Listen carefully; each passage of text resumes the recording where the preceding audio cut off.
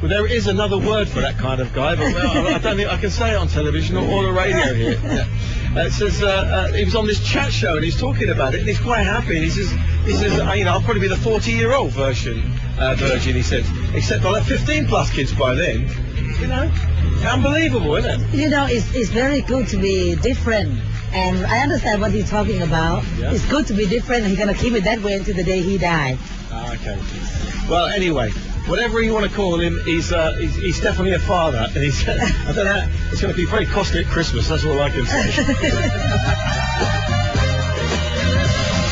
Okay, first guest on the show today is first time actually on the show as well for Darren McGarry from Key Visa. Nice to have you with us. Thank you very much, Barry. We always see you not every Sunday, but most Sundays you're down there at the Expats Club, aren't you? Yeah, eat me breakfast and enjoying the coffee, I think, most of the time. No, but you're giving good advice as well to people. Yeah, I've been the visa advisor for the Pattaya Expat Club now for 7 years.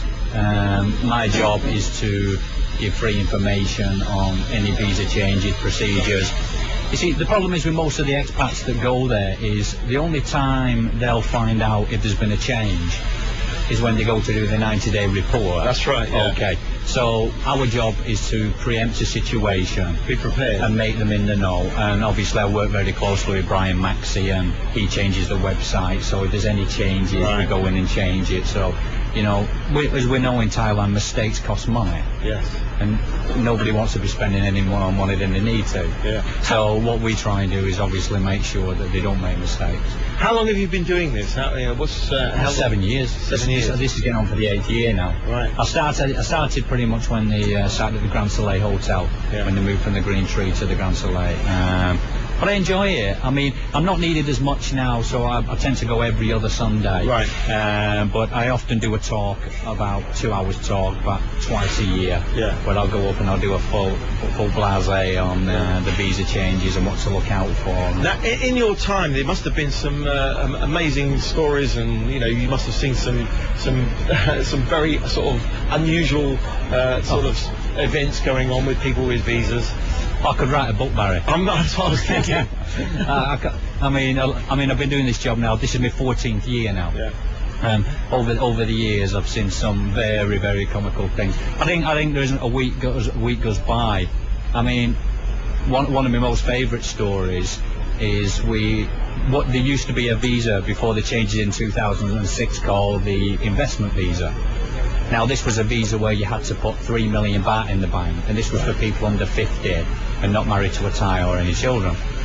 So we had a guy from the Netherlands come in, and then he said to me, I want to stay here a year.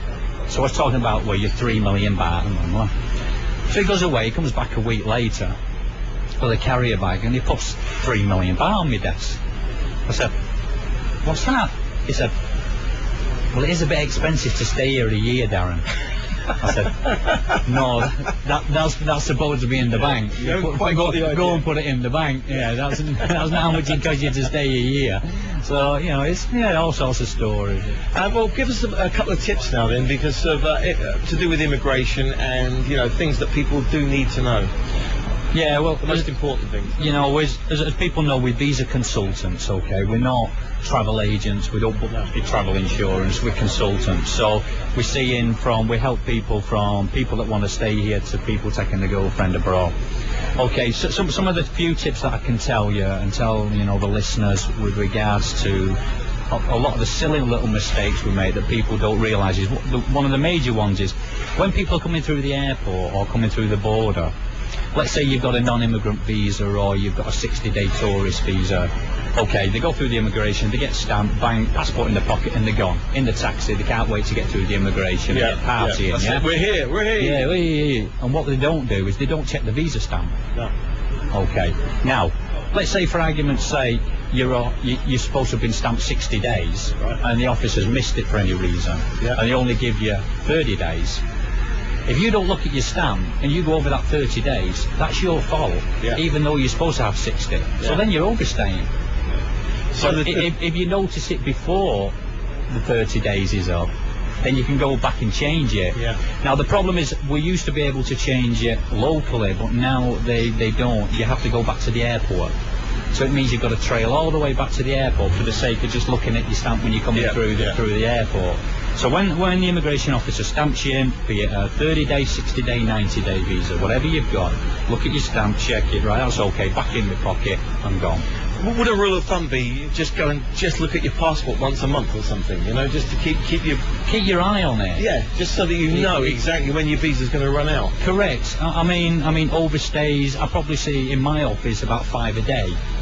Where people have made mistakes. I mean, they're not big things. I mean, we've had the odd 2-year, 3-year, but that's their own. They know they're overstaying. But we've had the odd 1 day, 2 day, 3 days. You know, which isn't a big problem. The other mistake that we tend to see, and a lot of people are very unclear of at the moment, is the retirement visa. Right. Okay. Now, as we know, on a retirement visa, you're 50 years and above.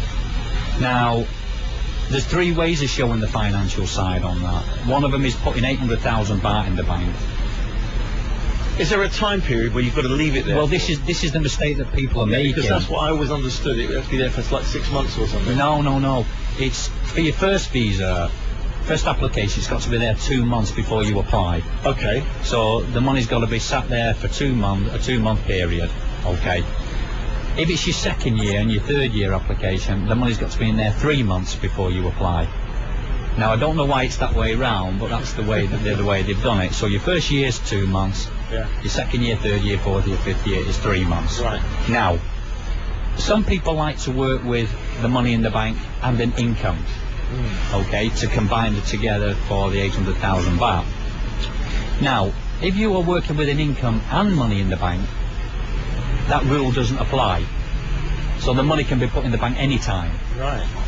It's only when you're working with the money alone that rule comes in. It could be a bit of a minefield, all this, isn't it? You've got to keep up with what's... do rules change from time to time? You know? All the time. Yeah. It's not just the rule changes. I mean, in 2006, when, you know, the major changes come in, what it did, it woke everybody up. Right. To whoa, hang on a minute, I've got to start concentrating on my visa and not going out every night, you know, and since then people have been taking more notice, but it's more internal procedures that we see that are changing, like the 90-day reporting only a month ago, where now you have to show a copy of your passport, your visa stamp, your TM6 card, and where you're staying, you know, proof of residence with your 90-day report, where before you didn't know that. So people were going to the immigration and they didn't know. And you've got to be prepared when you go down there, haven't you, really, because otherwise it can be just many visits. Well, correct. I mean, you're stuck at the back of the queue, then you get to the front of the queue, and then they send you to the back of the queue again.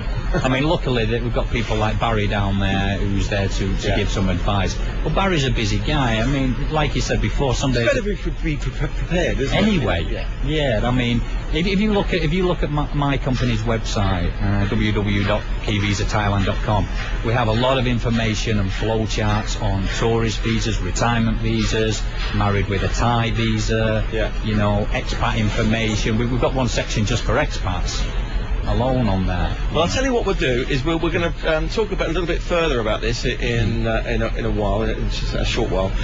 But we'll also talk about why it's important for people to use a well-known visa company, a tried and tested one as well. Right. So we'll talk to you some more in a moment, Darren. Right now, it's Artist of the Week. 96 FM.